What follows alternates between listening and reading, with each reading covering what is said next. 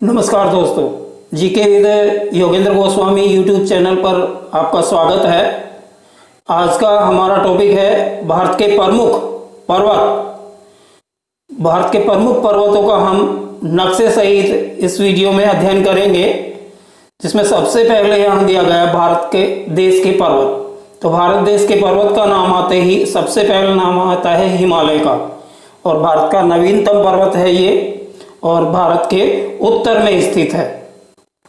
अभी इस हिमालय पर्वत को 4 भागों में बांटा गया है। उत्तर से दक्षिण में भी 4 भागों में, और पूर्व से पश्चिम में भी 4 भागों में, जिसका हम विस्तार से अध्ययन करेंगे।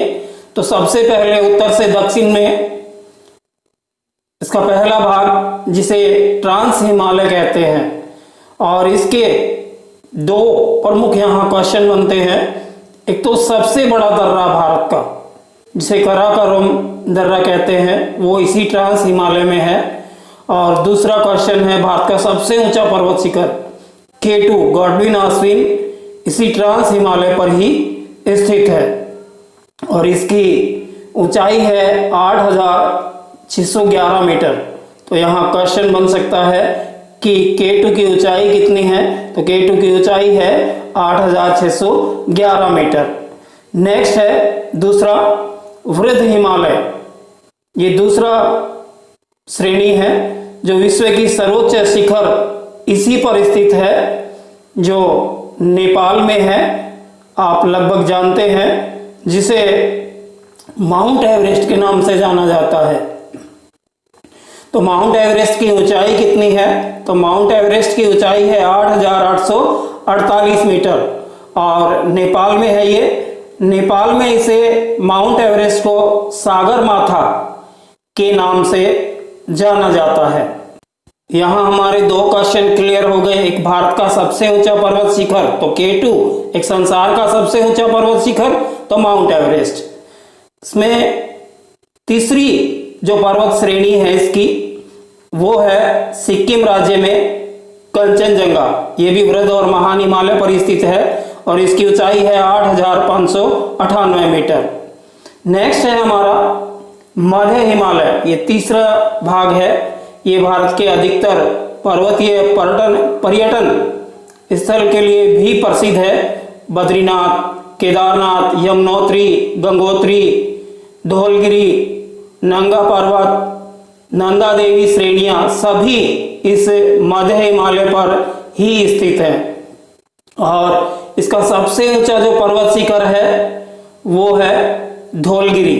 तो यहाँ हमारे क्लियर होते हैं पर्यटक स्थल और पर्वत शिखर। और अंतिम और चौथा है शिवालिक, जिसे उप हिमालय के नाम से भी जाना जाता है।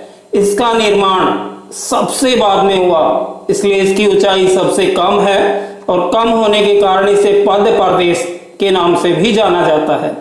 इसके अलावा मध्य हिमालय और शिवालिक के बीच की घाटी को पश्चिम में दून और पूर्व में द्वार कहा जाता है। जैसे उदाहरण के लिए दिया गया हरिद्वार, तो ये पूर्व में है, और देहरादून तो ये पश्चिम में है। नेक्स्ट है इसमें, अब पश्चिम से पूर्व तक 4 श्रेणियों में इसको बांटा गया है।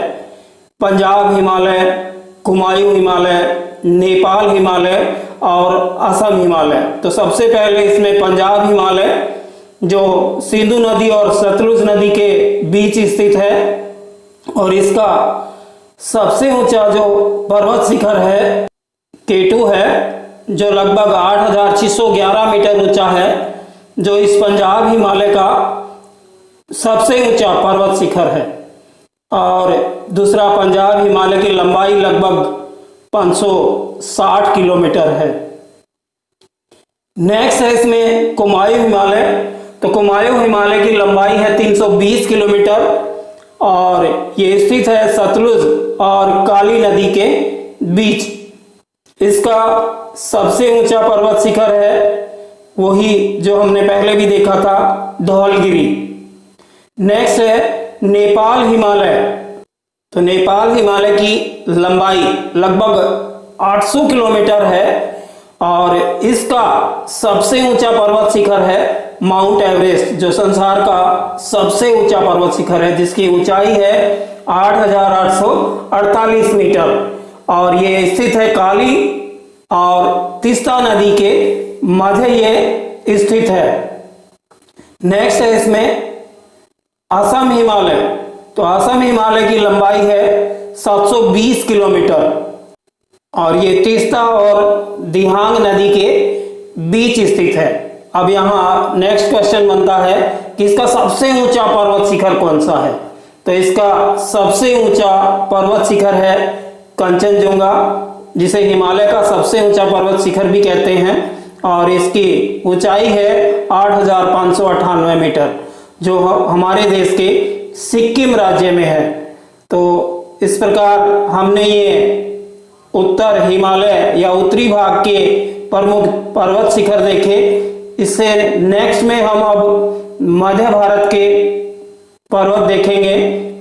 मध्य भारत में सबसे पहले और सबसे प्राचीन पर्वत है अरावली पर्वत, जो राजस्थान से लगा हुआ है और इसका सबसे ऊंची पर्वत चोटी है गुरु शिखर। अब यहाँ क्वेश्चन बनता है इस गुरु शिखर पर्वत की ऊंचाई कितनी है। तो इस गुरु शिखर पर्वत की ऊंचाई है 1,722 मीटर। नेक्स्ट है फिर इसमें मध्य भारत का सतपुड़ा की पहाड़ियां और सतपुड़ा की पहाड़ियां स्थित है मध्य प्रदेश में और इसकी सबसे ऊंची जो चोटी है वो है धूपगढ़। अब धूपगढ़ की ऊंचाई कितनी है। तो इसकी ऊंचाई है 1,350 मीटर इस पहाड़ी की ऊंचाई है। अब यहाँ एक और क्वेश्चन बनता है कि ये सतपुड़ा की पहाड़ियां कहाँ स्थित हैं। तो सरल सा उत्तर है नर्मदा और ताप्ती नदी के बीच ये सतपुड़ा की पहाड़ियां स्थित हैं। नेक्स्ट अब हम दक्षिण भारत में देखेंगे।